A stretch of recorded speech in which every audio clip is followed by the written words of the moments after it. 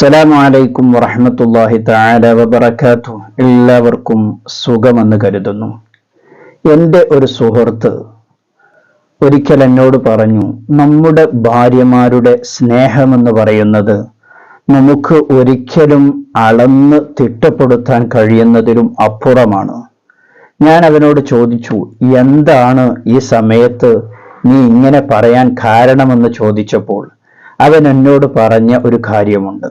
അവൻ പറഞ്ഞു, ഞാൻ നാട്ടിലുള്ള സമയത്ത് എനിക്ക് ശക്തിയായ പനി വരികയും ശരീരമാസകലം വേദനയും വന്നുകൊണ്ട് വളരെ പ്രയാസപ്പെട്ട സമയത്ത് എൻ്റെ ഭാര്യ രാത്രി ഉറക്കമൊഴിച്ചുകൊണ്ട് എന്നോട് കൂടെ നിന്നുകൊണ്ട് എൻ്റെ ശരീരം തണുപ്പിക്കുന്നതിന് വേണ്ടി മുണ്ട് നനച്ചിട്ടു തന്നുകൊണ്ടും ഇങ്ങനെ എനിക്ക് വേണ്ട ചായ ചൂടാക്കി തന്നുകൊണ്ടും എനിക്ക് വേണ്ട വെള്ളം തന്നുകൊണ്ടും എല്ലാം നിലക്കും ഉറക്കമൊഴിച്ച് അവൾ എന്നോടുകൂടെ ആ രാത്രി മുഴുവനും കഴിഞ്ഞുകൂടുകയുണ്ടായി.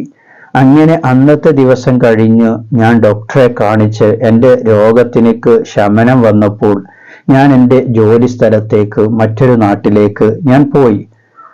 അങ്ങനെ ഞാൻ അവിടെ എത്തിയ സമയത്ത് അന്ന് രാത്രിയും എനിക്ക് ആ ആദ്യത്തെ രാത്രിയിൽ ഉണ്ടായ പോലെ പനിയുണ്ടായ സമയത്ത് പനിച്ച് വിറച്ച് പുതപ്പിനുള്ളിൽ ചുരുങ്ങിക്കൂടേണ്ട ഒരവസ്ഥ എനിക്കുണ്ടായി. ആ സമയത്ത് എൻ്റെ ഭാര്യ എൻ്റെ കൂടെ ഉണ്ടായിരുന്നെങ്കിൽ എന്ന് ഞാൻ ആഗ്രഹിച്ചു പോയി.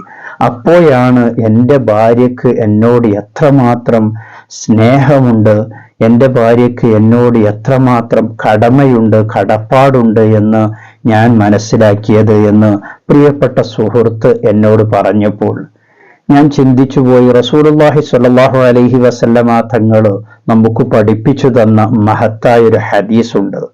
ഭാര്യയും ഭർത്താവും വസ്ത്രങ്ങളെ പോലെയാണ്, പുതപ്പിനെ പോലെയാണ് എന്ന്. എന്തെങ്കിലും ഒരു അസുഖം വരുന്ന സമയത്ത് അതല്ലെങ്കിൽ അവർ പരസ്പരം ചേർന്ന് നിൽക്കേണ്ടവരാണ് എല്ലാ കാര്യങ്ങളിലുമെന്ന് ഈ ഹദീസിൽ നിന്ന് നമുക്ക് മനസ്സിലാക്കാൻ കഴിയും. അസുഖമുള്ള സമയത്ത് എന്നല്ല, എല്ലാ സമയങ്ങളിലും ഭാര്യയും ഭർത്താവും വളരെ സ്നേഹത്തോടെ സന്തോഷത്തോടെ ജീവിക്കേണ്ടവരാണ്. ഭർത്താവിൽ നിന്നുള്ള സ്നേഹം ഭാര്യയ്ക്കും ലഭിക്കണം, ഭാര്യയിൽ നിന്നുള്ള സ്നേഹം ഭർത്താവിനും ലഭിക്കേണ്ടതുണ്ട്. അതുകൊണ്ട് തന്നെ നാം നമ്മുടെ ഭാര്യമാരെ വളരെ കരുതലോടെ സ്നേഹത്തോടെ അവരെ കൊണ്ടു നടക്കേണ്ടതുണ്ട്. ചെറിയ ചെറിയ കാര്യങ്ങൾക്ക് വേണ്ടി ഭാര്യമാരോട് വഴക്കുകൂടുന്ന ശണ്ട കൂടുന്ന ഭർത്താക്കന്മാരെ നാം കേൾക്കാറുണ്ട്, കാണാറുണ്ട്, അറിയാറുണ്ട്. അത്തരത്തിലുള്ള സ്വഭാവങ്ങൾ പ്രിയപ്പെട്ടവരെ നമ്മിൽ നിന്നുണ്ടാവാൻ പാടില്ല. നമ്മളാണ് അവർക്ക് സാന്ത്വനമേകേണ്ടവര്.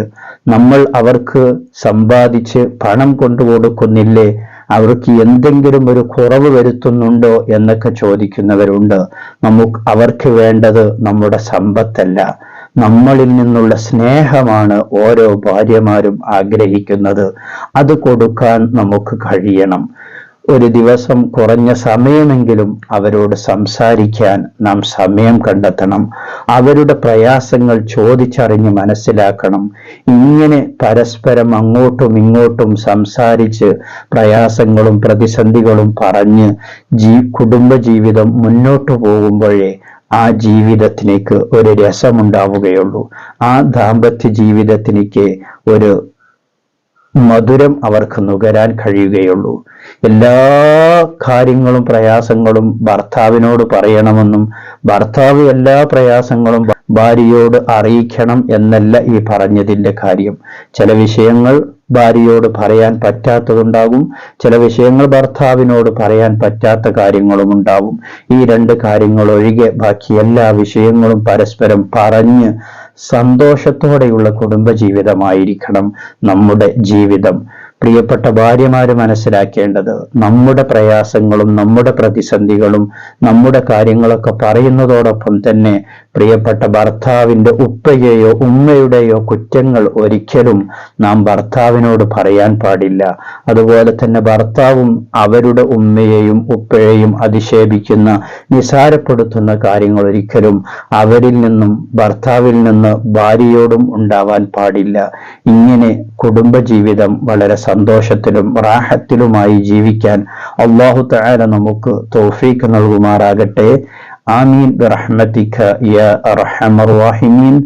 നിങ്ങൾക്ക് നിങ്ങളുടെ ഭാര്യയെ മിസ് ചെയ്ത ഏതെങ്കിലും സന്ദർഭങ്ങൾ നിങ്ങളിൽ നിന്നുണ്ടായിട്ടുണ്ടോ?